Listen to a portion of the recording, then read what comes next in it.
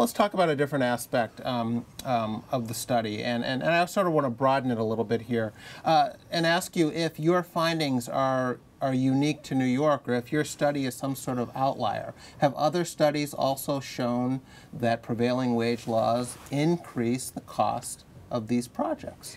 Well, my study is of New York, and I read extensively other studies around the country, and the answer is yes and no. This is a very contentious field. Studies do tend to split into what amount to pro-union studies versus pro-economic development studies.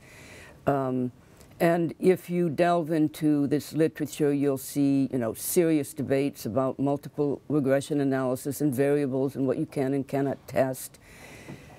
Pretty much, maybe 80% of the studies are inconclusive. Okay, okay. Now, the unions argue that even if prevailing wages do increase the cost of the project, it's worth it because you're getting a higher quality of worker.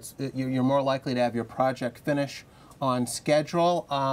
Union workers are more productive. Is there evidence out there to support that argument? Well, that's actually theology as opposed to economics. I mean, that's the assertion of a really pleasant belief that is simply not proved.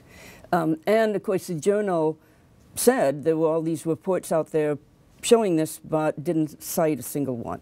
Okay. I think what the fellow making this argument would have cited is a study in Utah of highways by an economist named Phillips.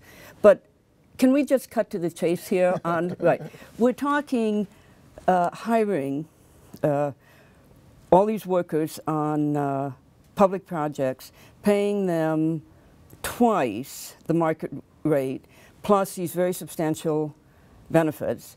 The critics of my study say, well, actually, apparently they don't disagree with my numbers on the double, but they say, you know what, that's good. And this is something that taxpayers can judge for themselves, because what we're talking about here are projects we all see every day.